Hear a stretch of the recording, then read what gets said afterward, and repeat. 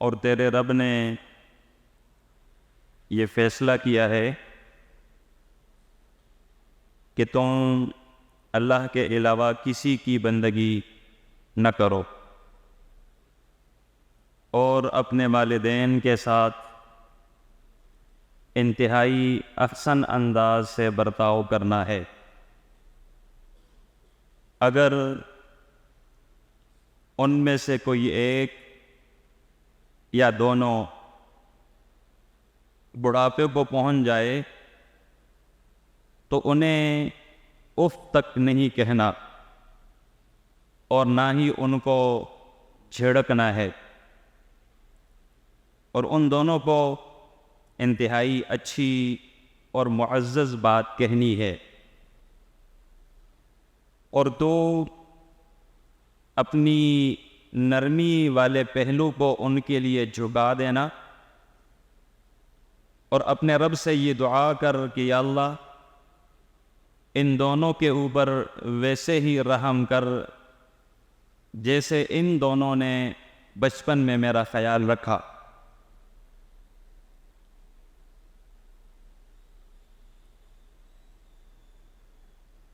دنیا میں رہتے ہوئے اللہ تعالیٰ نے مختلف لوگوں کے مختلف حقوق لوگوں کے اوپر رکھے ہیں۔ کچھ اللہ کے ساتھ معاملات ہیں اور کچھ دنیا میں رہتے ہوئے آپس میں ایک دوسرے کے اوپر حقوق، لوازمات اور ضروریات ہیں۔ کچھ رشتے کچھ زیادہ گہرے ہوتے ہیں اور کچھ رشتے کوئی تھوڑا دور کے ہوتے ہیں۔ ان رشتوں میں سے جو رشتہ انتہائی قریب ہے، جس کا خیال رکھنا اللہ تعالیٰ کی طرف سے اس کا ہمیں آرڈر اور حکم ملا ہے، وہ ہیں والدین، یعنی وہ لوگ جن کی وساطت سے بندہ اس دنیا میں آیا ہو، ان کا خیال رکھنا، ان کے ساتھ اچھا رویہ اختیار کرنا، ان کے ساتھ احسان سے کام لینا، یہ شریعت کی طرف سے ہمیں پابند کیا گیا ہے۔ اور قرآن میں اللہ تعالیٰ نے کئی ایک جگہ پر جہاں اپنا تذکرہ کیا، اپنے تذکرے کے ساتھ ہی اللہ تعالیٰ نے والدین کے ساتھ احسان کا تذکرہ وصل ملا کر بیان فرمایا ہے۔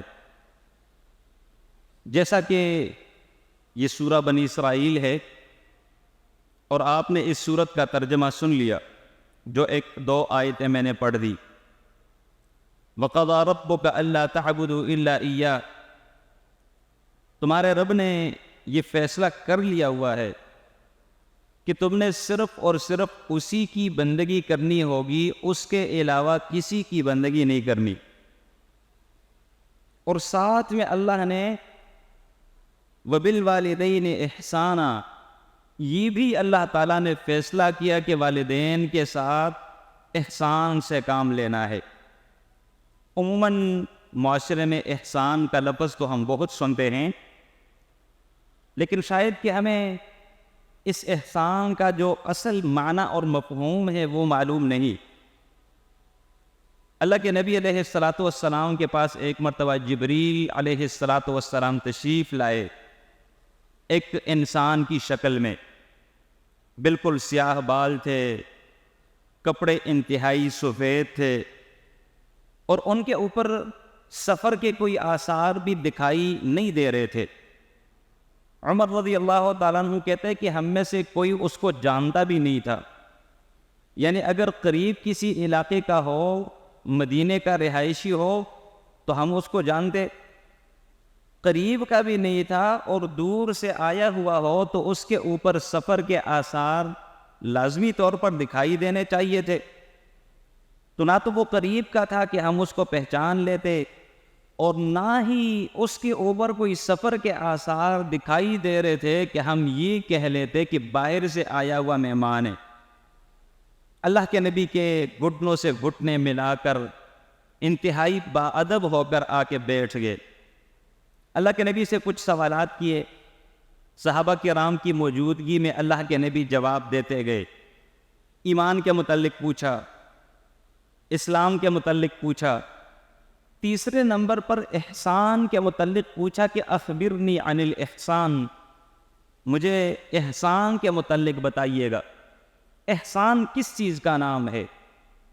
اللہ کے نبی علیہ الصلوۃ والسلام نے احسان کی وضاحت کچھ یوں فرمائی, ان تعبد اللہ کأنک تراہ.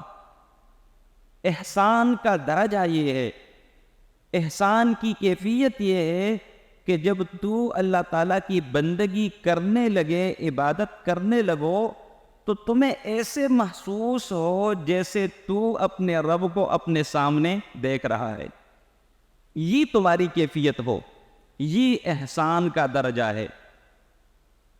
اللہ کے نبی علیہ الصلوۃ والسلام نے, چونکہ یہ بہت ہی سب سے اعلیٰ, سب سے اونچا, سب سے بڑھ کر درجہ ہے, جو کہ بہت کم لوگوں کو یہ نصیب ہوتا ہے. بالعموم نماز میں بھی کھڑے ہوتے ہیں لیکن توجہ ہماری کہیں اور ہوتی ہے. بہرحال اللہ کے نبی نے کچھ تھوڑا سا کنسیشن کر کے دکھایا. فَإِن لَمْ تَكُنْ تَرَاهُ, اگر تیری یہ کیفیت نہیں بنتی کہ تو نماز پڑھتے ہوئے اپنے رب کو دیکھ رہا ہو, اگر یہ تمہاری کیفیت نہیں بنتی تو کم از کم یہ خیال کرنا کہ میرا اللہ مجھے دیکھ رہا ہے یہ عمل کرتے ہوئے. اور یہ انسانی فطرت ہے. جب وہ کسی کے ماتحت کام کر رہا ہوتا ہے اور وہ جو ٹھیکیدار ہے, جو مالک ہے, جس کے ماتحت رہ کر وہ مزدوری کر رہا ہے, کام کر رہا ہے, جب اس مزدور کو یہ پتا ہو کہ یہ بندہ جو مالک ہے جس کا میں کام کر رہا ہوں وہ مجھے دیکھ رہا ہے, تو وہ انتہائی ایمانداری کے ساتھ کام کرتا ہے.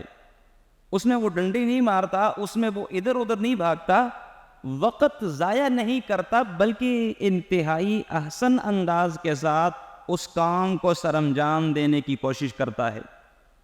ایسے ہی یعنی کہ جب کسی مزدور کا مالک اس کے سر پر کھڑا اس کی نگرانی کرتے ہوئے جس طرح وہ مزدور ایمانداری سے کام کرتا ہے, ایسے ہی ایمانداری کے ساتھ اپنے والدین کا ساتھ دینا, اپنے والدین کا خیال رکھنا, ایسے ہی ایمانداری کے ساتھ اپنے والدین کے ساتھ حسن سلوک کرنا, اس کو کہتے ہیں وبالوالدین احسانا. انتہائی اعلیٰ درجہ, انتہائی سب سے عرفہ اور اونچا درجہ وہ احسان کا ہے. اور میرے اللہ نے قرآن میں 3-4 جگہ والدین کے ساتھ احسان ہی کا لفظ استعمال کیا ہے, وبالوالدین احسانا. اپنے بزرگ ہیں, بوڑھے ہیں یا نوجوان ہیں, آپ کے والدین ہیں, ان کے ساتھ آپ نے اچھا ہی برتاؤ کرنا ہوگا. اللہ کے نبی علیہ الصلوۃ والسلام نے کئی ایک متعدد روایات میں اس بات کی وضاحت کی, اور یہاں تو اللہ تعالیٰ نے یہاں تک کہا ہے اما یبلغن عندک الکبر احدہما او کلاہما فلا تقل لہما اف. اگر تمہارے یہ والدین بزرگ ہو جائیں, بوڑھے ہو جائیں, عمر رسیدہ ہو جائیں, یہ انسانی فطرت ہے.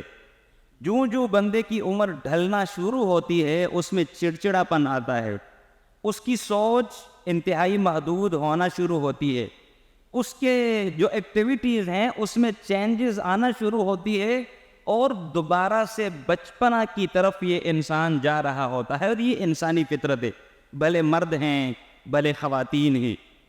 میرے اللہ نے نوجوان اولاد کو یہاں تک پابند کیا ہے کہ اگر وہ کوئی ایسی ویسی بات کہتے ہیں جو آپ کو ناگوار گزرتی ہے, آپ کو اچھی نہیں گزرتی, تو فلا تقل لہما اف, انہیں اف تک نہیں کہنا, افسوس تک ان کے اوپر نہیں کرنا کہ آپ یہ کیسی باتیں کر رہے. ان کے اوپر ہاتھ اٹھانا, ان کے ساتھ مشت و گریبان ہونا, گالن گلوچ کرنا, ان کو گھر سے باہر دھکے دے کر نکال لینا, انہیں اولڈ ہاؤس میں جا کر جمع کرانا, یہ تو اگلے سٹیپس ہیں, یہ تو اگلے کام ہیں. انہیں اف تک نہیں کہنا. یہ ہے اسلامی تعلیمات اور قرآن کی تعلیمات. فلا تقل لهما اف ولا تنهرهما، انہیں جھڑکنا نہیں ہے، انہیں سخت بول نہیں ان کے سامنے بولنا، ان کے سامنے سخت بات نہیں کرنی۔ آگے پھر اللہ کے نبی علیہ السلام نے اسی آیت کی ایک حدیث میں وضاحت فرمائی۔ اللہ کے نبی علیہ السلام نے فرمایا کہ اس بندے کا ناک خاک آلود ہو۔ ناک کا خاک آلود ہونا یہ ذلت و رسوائی سے تعبیر ہے، یعنی وہ بندہ ذلیل و خوار ہو۔ 3 مرتبہ اللہ کے نبی نے یہ بددعا دی، اور ساتھ میں اللہ کے نبی نے وضاحت فرمائی وہ شخص ذلیل و خوار ہو، وہ بندہ رسوا ہو جو بندہ اپنے بزرگ والدین کو بڑھاپے میں پالے اور پھر وہ ان کی اتنی خدمت نہ کر سکے کہ وہ جنت میں چلا جائے، یہ بندہ ذلیل و خوار ہو، اس بندے کا ناک خاک آلود ہو۔ میرے نبی نے 3 مرتبہ یہ بددعا دی۔ لہٰذا بزرگ والدین کا خیال رکھنا، ان کا ساتھ دینا، انہیں اف تک نہیں کہنا، انہیں نہ جھڑکنا، یہ تمام تر ان کے حقوق ہیں اولاد کے اوپر۔ اللہ کے نبی علیہ السلام نے انہی والدین کے حوالے سے ایک اور روایت میں کچھ تھوڑی مزید وضاحت فرمائی۔ اللہ کے نبی علیہ السلام نے فرمایا کہ رضا اللہ فی رضا الوالدین وسخط اللہ فی سخط الوالدین۔ اللہ تعالیٰ کو راضی کرنا چاہتے ہو، نمازیں پڑھ کے، حج اور عمرہ ادا کر کے، صدقہ اور خیرات دے کر، قرآن کی تلاوت کر کے، مساکین اور فقراء کا خیال رکھ کر اپنے اللہ کو راضی کرنا چاہتے ہو تو ایک بات یاد رہے، رضا اللہ فی رضا الوالدین، اللہ تعالیٰ کی رضامندی تو والدین کی رضامندی میں پوشیدہ ہے۔ والدین راضی ہوں گے تو اللہ راضی ہوگا۔ وسخط اللہ فی سخط الوالدین، اور اللہ تعالیٰ کی ناراضگی والدین کی ناراضگی میں پنہا ہے۔ والدین راضی ہیں، اللہ راضی ہے۔ والدین ناراض ہوئے، سمجھو کہ اللہ بھی ناراض ہے، اور اس کی ایک پیچھے فلسفہ ہے۔ دیکھیں اللہ تعالیٰ نے انسان کے سینے میں بنایا ہوا دل گوشت کا بنایا، انتہائی نرم ہے، اس میں کوئی ہڈی نہیں ہے، اور اس میں انتہائی نرمی ہے، اور اسپیشلی پھر اس دل میں جب یہ دل والدین کا دل ہو، اور اس دل میں اپنی اولاد کے لیے جو پیار، جو محبت، جو تعلق، جو ان کو برداشت کرنا اللہ تعالیٰ نے رکھا ہوا ہے، کسی کے دل میں کسی اور کے لیے نہیں ہے۔ کئی دفعہ ایک نوجوان بیٹا اپنے والد سے کئی دفعہ الجھ جاتا ہے، تھوڑی دیر گزرتی ہے، وہی باپ اپنے اسی بیٹے کے لیے ہاتھ اٹھا کر دعا کر رہا ہوتا ہے۔ تھوڑی دیر گزرتی ہے، پتہ چلتا ہے کہ اس بیٹے کے اوپر کوئی تھوڑی سی سختی ہے، سب سے پہلے آنکھوں سے آنسو بہانے والا وہی باپ ہوتا ہے، جو تھوڑی دیر پہلا یہی بیٹا اپنے اسی باپ کے ساتھ الجھا ہوا تھا۔ یہ اللہ تعالیٰ نے انسان کے دل میں، خصوصاً ماں اور باپ کے دل میں جو اپنی اولاد کے لیے محبت رکھی ہے، جو تعلق رکھا ہے، جو ایک پیار رکھا ہوا ہے، اس کا مطلب یہ ہے کہ جب یہ سب کچھ ختم ہو جائے تو اس کا مطلب یہ ہے کہ یہ بندہ انتہائی حد درجے تک پہنچا ہوا ہے، یعنی یہاں تک کہ اس کے جو بزرگ والدین ہیں وہ اسے بالکل برداشت نہیں کر رہے، وہ اسے بالکل دعا نہیں دے رہے، وہ اس کا بالکل ساتھ نہیں دے رہے، اور یہ والدین ان سے ناراض ہو چکے ہیں، تو اس کا مطلب ہے کہ یہ بندہ انتہائی بدبخت انسان ہے۔ اور تبھی تو اللہ کے نبی نے فرمایا کہ سخط اللہ فی سخط الوالدین، اللہ تعالیٰ کی ناراضگی وہ والدین کی ناراضگی میں ہے۔ والدین ناراض ہو جائیں تو اس کے بعد اللہ تعالیٰ بھی ناراض ہی ہوتا ہے۔ ایک اور روایت میں اللہ کے نبی علیہ السلام نے باپ کے متعلق فرمایا، الوالد اوسط ابواب الجنہ، باپ وہ جنت کا درمیانہ دروازہ ہے، یا باپ جنت کے بہترین دروازوں میں سے ایک دروازہ ہے۔ اب تیری مرضی ہے، اس دروازے کی تو نے حفاظت کرنی ہے، اس کا خیال رکھ کر، اس کی خدمت کر کے، اس کا ساتھ دے کر، اس کے ساتھ احسان کر کے، او تضیع، یا تو اس کو ضائع کر دیتا ہے، اس کا خیال نہ رکھتے ہوئے، اس کو دھکے دے کر گھر سے باہر نکالتے ہوئے، اس کے ساتھ احسان نہ کرتے ہوئے، تمہاری مرضی ہے۔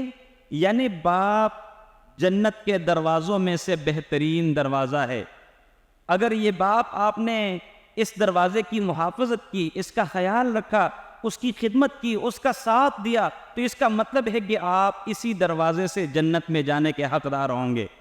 لیکن اگر آپ نے اس دروازے کو ضائع کر دیا، آپ نے اس دروازے کی حفاظت نہیں کی، اس کا خیال نہیں رکھا، تو پھر آپ جنت میں اس دروازے سے نہیں جا سکیں گے۔ وہی پہلے والی روایت ہے کہ سخط اللہ فی سخط الوالدین اور رضا اللہ فی رضا الوالدین۔ ایک اور روایت میں یہ والدین کے ساتھ احسان کرنا، والدین کا خیال رکھنا، والدین کے ساتھ اچھا سلوک کرنا، یہ کس قدر اعلیٰ اور عرفہ عمل ہے، گناہ اس سے معاف ہوتے۔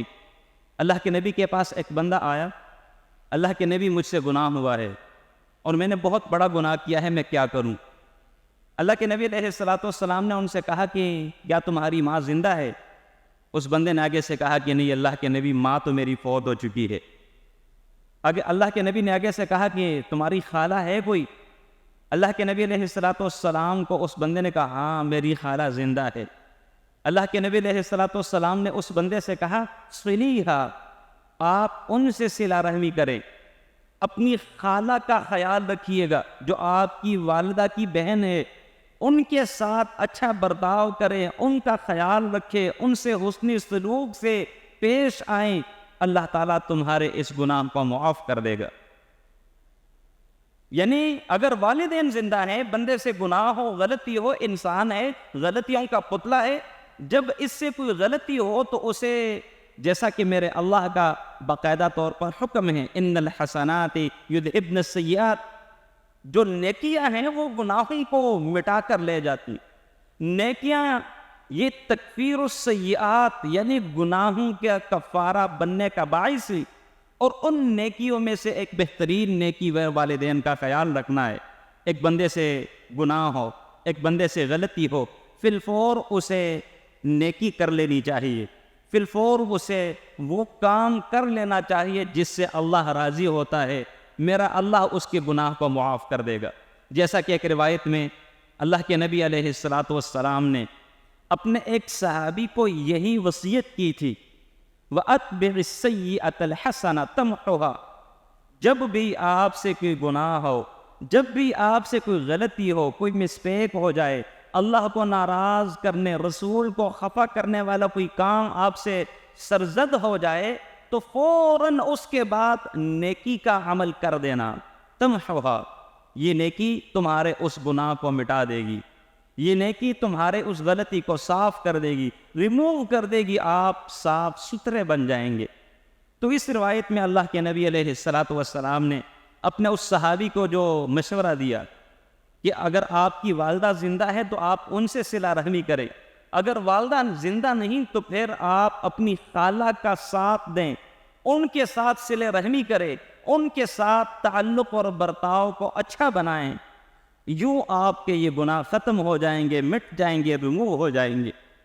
کیونکہ اللہ کے نبی علیہ السلام نے خالہ کے متعلق فرمائے کہ الخالۃ بمنزلۃ الام، خالہ یہ ماں کے قائم مقام ہے۔ جو بندہ اگر اس کی والدہ فوت شدہ ہے اور وہ اپنی والدہ سے اچھائی، حسنی سلوک، اچھا برتاؤ کرنا چاہتا ہے تو اسے اپنی خالہ کے ساتھ اچھا برتاؤ کر لینا چاہیے۔ یہ ایسے ہے جیسے وہ اپنی ماں سے اچھا برتاؤ کر رہا ہے، یہ ایسے ہے جیسے وہ اپنی ماں سے حسنی سلوک سے پیش آنے والا ہے۔ ایک اور روایت میں اللہ کے نبی علیہ السلام نے والدین کا ساتھ دینا، والدین کے ساتھ اچھا برتاؤ کرنا، والدین کے ساتھ اچھا سلوک سے پیش آنا، اس کے بارے میں فرمایا۔ بڑی مشہور روایتیں، 3 لوگ سفر پہ جا رہے تھے اور سفر پہ جاتے وقت آندھی آئی، طوفان آیا، بارش آئی، انہوں نے ایک غار میں پناہ لی۔ جب وہ اس غار میں چلے گئے، اچانک سے ایک بہت بڑا پتھر آ کر اس غار کے منہ کے اوپر رک گیا۔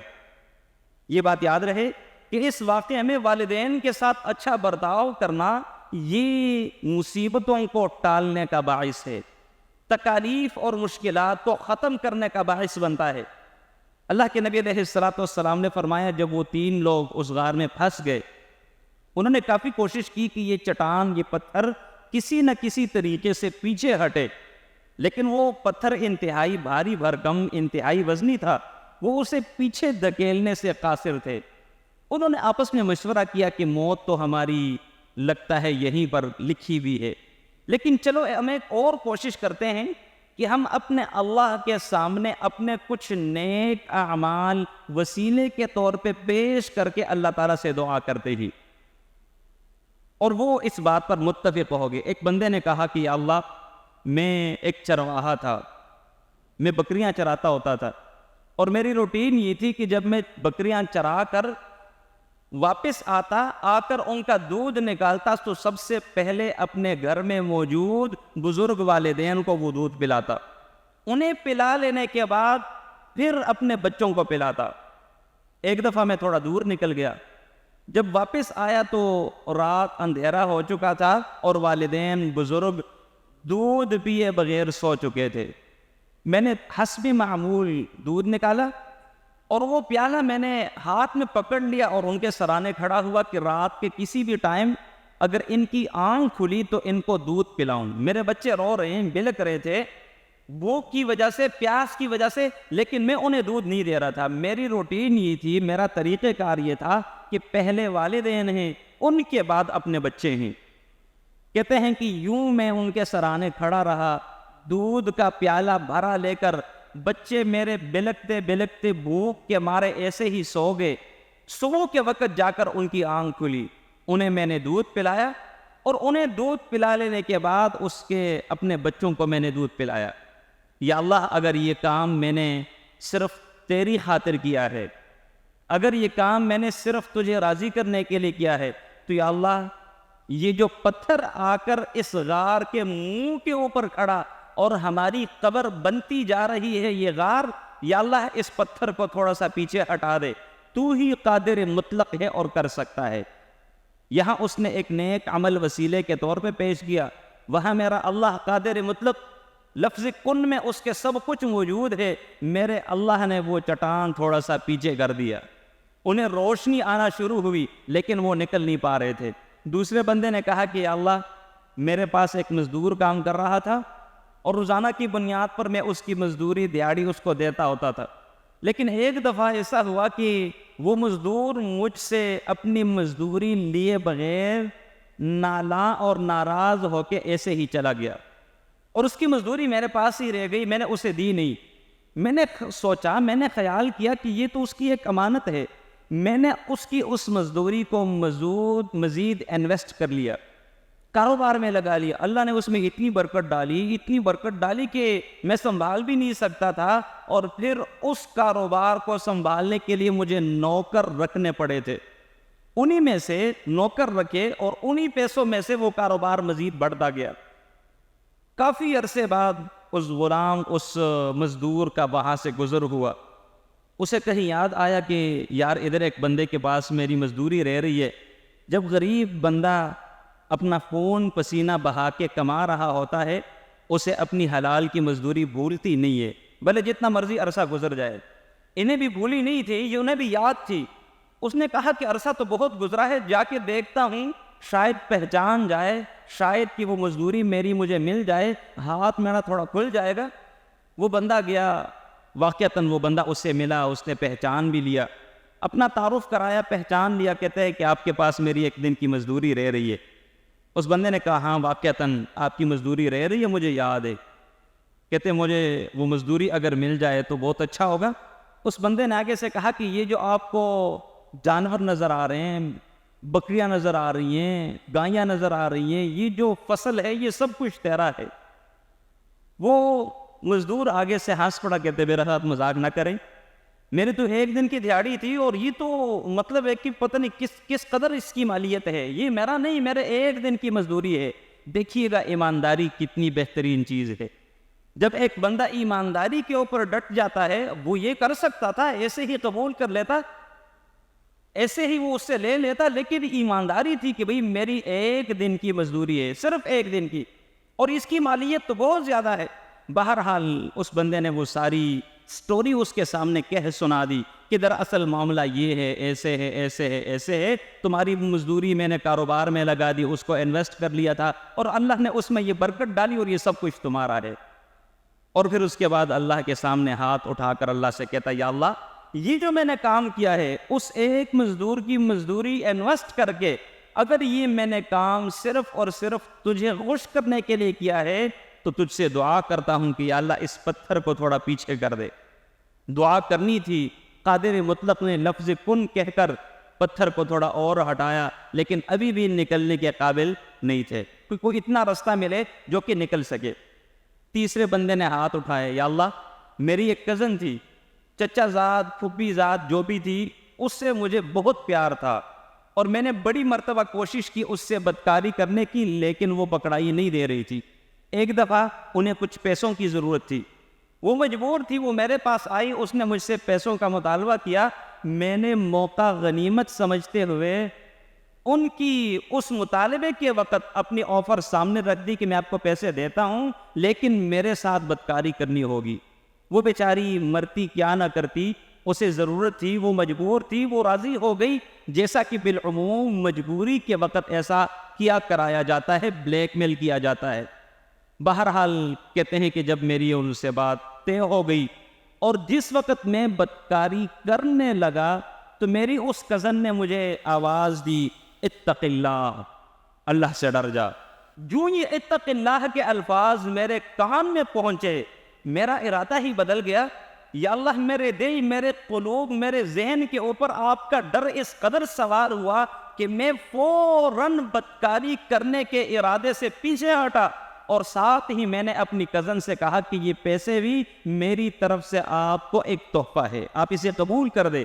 یا اللہ اگر یہ بدکاری میں نے صرف اور صرف تیرے ڈر کی وجہ سے چھوڑی ہے، تیرے تقوی کی وجہ سے اگر میں نے یہ بدکاری نہیں کی تو یا اللہ اس پتھر کو تھوڑا اور ہٹا دے تاکہ ہم باہر نکل سکے۔ تینوں نے دعا کی، پتھر تھوڑا اور ہٹا، باہر نکلے صحیح سلامت۔ معلوم یہ ہوا کہ کئی مرتبہ والدین کے ساتھ اچھائی کرنا، والدین کے ساتھ نیکی کرنا، والدین کے ساتھ حسن سلوک سے پیش آنا، یہ وہ عمل ہے کہ دنیا میں بھی اللہ تعالیٰ اس عمل کی وجہ سے بڑی بڑی مصیبتوں سے بندے کو چھٹکارا دے دیتا ہے۔ لہٰذا اپنے والدین کا خیال رکھیے گا، اپنے والدین کی خدمت کیجیے گا، اپنے والدین کا ساتھ دیجیے گا۔ رب ارحمہما کما ربیانی صغیرا، یہ دعائیں ان کے لیے کرتے رہا کریے گا۔ اور یہ بھی نہیں کہ صرف دنیا میں اگر وہ زندہ ہیں تب ہم نے ان کا خیال رکھنا ہوگا، اگر وہ فوت ہو جائیں تو ان کے فوت ہو جانے کے بعد بھی ہم ان کا ساتھ دے سکتے ہیں، ان کے ساتھ اچھا برتاؤ، اچھا سلوک ہم کر سکتے ہیں اگر کرنا چاہے تو۔ اللہ تعالیٰ نے یا شریعت نے دو طریقے بتائیں۔ ایک طریقہ اللہ کے نبی علیہ السلام نے فرمایا جس کسی شخص کے والد گرامی فوت ہو جائیں اور وہ ان کے فوت ہو جانے کے بعد ان کے ساتھ اچھائی کرنا چاہتا ہے تو اس کے جو دوست و احباب ہیں ان کا خیال رکھے، جو آپ کے والد گرامی کے حلقے احباب ہیں، جو دوست ہیں جن کے ساتھ ان کی اٹھک بیٹھک ہے، آپ ان کا ساتھ دے۔ یہ ایسے ہے جیسے آپ اپنے باپ کے ساتھ اچھا سلوک کر رہے ہیں۔ ایک طریقہ یہ ہے، والدہ فوت ہو چکی ہیں تو آپ کی خالہ زندہ ہے، آپ ان کے ساتھ اچھے برتاؤ، اچھا سلوک کیجیے گا۔ یہ اپنی ماں کے ساتھ ان کے فوت ہونے کے بعد بھی اچھائی ہے اور احسان ہے۔ دوسرا طریقہ جو شریعت نے بتایا، اللہ کے نبی علیہ السلام نے فرمایا کہ اذا مات ابن آدم انقطع عنہ علم عملہ الا من ثلاث، جب آدم کا بیٹا اس دنیا سے چلا جاتا ہے تو اس کے اعمال کا سلسلہ منقطع ہو جاتا ہے، ختم ہو جاتا ہے۔ وہ جو ایک نیکیوں کا سلسلہ ہوتا ہے وہ بالکل ختم ہو جاتا، بلاک ہو جاتا ہے، مزید کسی بھی نیکی کا اس تک رسائی نہیں ہوتی۔ الا من ثلاث، سوائے 3 نیکیوں کے۔ 3 نیکیاں ایسی ہیں کہ مرنے کے بعد بھی بندے تک وہ پہنچتی رہتی ہے۔ ان 3 نیکیوں میں سے اولد صالح یدعو لہ، نیک اولاد، دنیا میں رہتے ہوئے اپنی اولاد کی اچھی تربیت کی، اپنی اولاد کا خیال رکھا، انہیں دینی تربیت دلوائی، اور پھر آپ کے فوت ہو جانے کے بعد وہ آپ کے لیے دعائیں کرتے ہیں، وہ دعائیں آپ تک پہنچتی ہیں، ان دعاؤں کا ثمر آپ تک ملتا رہتا ہے۔ جیسا کہ مسند احمد کی ایک اور روایت میں اس کی مزید وضاحت موجود ہے۔ اللہ کے نبی علیہ الصلاۃ والسلام نے فرمایا اللہ تعالیٰ جنت میں ایک بندے کی پروموشن کرتا ہے. پروموشن سمجھتے ترقی ہوتی ہے, ایک درجے سے اگلے درجے میں, اس درجے سے اگلے درجے میں. اس بندے کو سمجھ نہیں آ رہی ہوتی کہ یا اللہ یہ میری پروموشن, میری ترقی, ایک درجے سے اوپر میرا چلا جانا یہ کیوں ہے, کس وجہ سے ہے, وہ ریزنز کیا ہیں, وہ وجوہات کیا ہیں جن کی وجہ سے میری پروموشن ہوتی جا رہی ہے. جانتے ہیں اللہ تعالیٰ کیا جواب دیتا ہے؟ باستغفار ولدک لک, تیری اولاد کا تیرے لیے بخشش طلب کرنے کی وجہ سے. آپ فوت ہو چکے ہیں, آپ اس دنیا میں نہیں رہ چکے, جنتوں میں جا چکے ہیں, لیکن آپ اپنی والدین کے لیے یا آپ نے اپنی اولاد کی تربیت صحیح کی اور آپ کے فوت ہو جانے کے بعد محض 3 دن تک دعا کے لیے نہیں بیٹھتے, بلکہ جب بھی دعا کے لیے ہاتھ اٹھاتے ہیں سب سے پہلے والدین کے لیے دعا مانگتے ہیں, کیونکہ آپ نے تربیت ان کی ایسی کی ہے, آپ نے ان کے ساتھ اچھائی اس قدر زیادہ کی ہے, آپ نے اپنی اولاد کی تربیت اس ڈھنگ سے کی ہے کہ وہ آپ کو اپنی دعا میں بھولا پاتے نہیں. جب بھی وہ ہاتھ اٹھاتے ہیں اپنے والدین کو یاد رکھتے ہیں. اور جب اولاد اپنے والدین کے لیے دعائیں کرتی ہے اللہ تعالیٰ ان کی پروموشن کرتا ہے, اللہ تعالیٰ ان کے ترقیوں کو مزید بڑھاتا ہے, اللہ تعالیٰ ان کو درجات ان کے بلند کرتا جاتا ہے. لہٰذا اگر کسی کے والدین فوت ہو چکے ہیں تو اب بھی ہم ان کے ساتھ اچھائی کر سکتے ہیں, ان کے لیے استغفار کریں, ان کے لیے اللہ تعالیٰ سے معافی مانگے, ان کے لیے اللہ تعالیٰ سے دعا کرے کہ یا اللہ ہمارے والدین کی کمیوں کوتاہیوں کو معاف کر دینا. رب ارحمہما کما ربیانی صغیرہ, جیسے بچپنا میں یا اللہ میرے والدین نے میرا خیال رکھا, میری تربیت کی, یا اللہ تو میرے والدین کا ایسا ہی خیال رکھنا.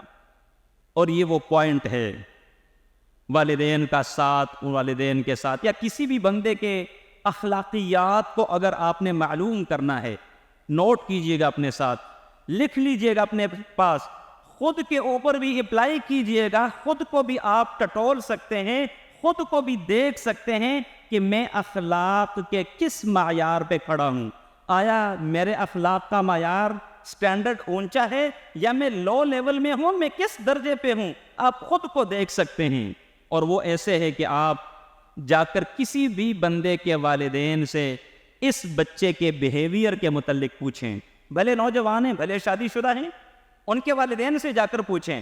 اگر گھر کی طرف سے, والدین کی طرف سے آپ کو نمبر اور مارکس اچھے ملے, ریمارکس اچھے ملے, کمنٹس اچھے ملے, تو سمجھ جانا کہ یہ بندہ واقعتاً با اخلاق با کردار ہے.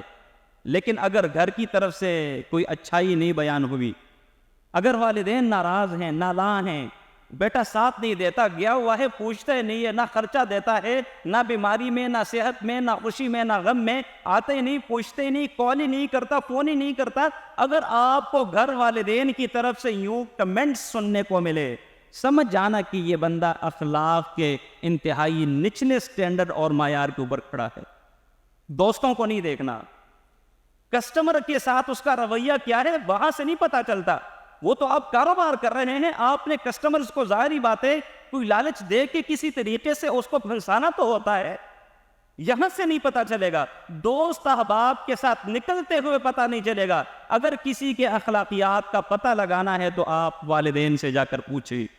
ایک اور چھوٹی سی بات اور آخری, اگر آپ جاننا چاہتے ہیں کہ میرے والدین میرے سامنے جب میں گھر میں موجود ہوں, ان کے دل میں جو بھی بات آئے بغیر کسی ڈر اور خوف کے وہ کہہ کر سنا دیتے ہیں, بھلے وہ بات مجھے اچھی لگتی ہے, بھلے وہ بات مجھے اچھی نہیں لگتی. اگر میں نے اپنے والدین کو اپنے گھر میں اس قدر فری ہینڈ دیا ہوا ہے تو سمجھ جانا کہ میرے اخلاق اچھے ہیں. لیکن اگر میری ماں کے دل میں ایک بات کہنے کو آئی تو ہے, وہ کہنا تو چاہ رہی ہے, لیکن یہ نوجوان بیٹا گھر میں بیٹھا ہوا, اگر میں نے یہ بات کہہ دی تو میرا یہ بیٹا ناراض ہو جائے گا. لہٰذا وہ ماں اپنی بات کو دبا کر رکھتی ہے, وہ ماں اپنی بات کا اظہار, اپنے خیالات کا اظہار نہیں کر پاتی. سمجھ جانا کہ آپ اخلاق کے انتہائی گرے ہوئے اور گراوٹ میں پھنسے ہوئے.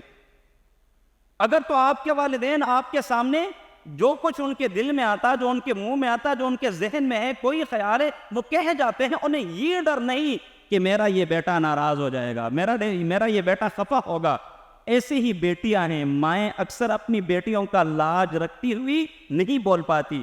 نوجوان بیٹا گھر میں موجود ہے، بزرگ والد اپنے بیٹے کی ناراضگی کو نہیں برداشت کر پاتا، اپنے دل کے اوپر پتھر رکھ دیتا ہے. کوئی بات نہیں، میں اپنی بات نہیں کہوں گا. اگر تو معاملہ یہ ہے تو انتہائی گرے ہوئے میرے اخلاق ہیں. لیکن اگر معاملہ ایسا نہیں، اس کے برعکس ہے، میں نے اپنے والد گرامی کو فری ہینڈ دیا، بابا جان میری طرف سے کوئی بھی بات ہے آپ کھل کر بتائیں، نہ میں ناراض ہوں گا، نہ میں اسے مائنڈ کروں گا، نہ میں اسے محسوس ہونے دوں گا. کئی دفعہ ایسی باتیں آئیں گی. اگر آپ نے یہ انہیں عندیہ دیا ہوا ہے تو پھر اس کا مطلب ہے کہ آپ کا اخلاق انتہائی اعلیٰ اور اونچا ہے. اللہ تعالیٰ سے دعا کرتے ہیں کہ اللہ تعالیٰ ہمیں سمجھنے اور عمل کرنے کی توفیق عطا فرمائے. اقول قولی هذا واستغفر الله لي ولكم ولسائر المسلمين فاستغفروه انه هو الغفور الرحيم. ہم دیپ جلائے علم و فن کے، ہم دیپ جلائے علم و فن کے.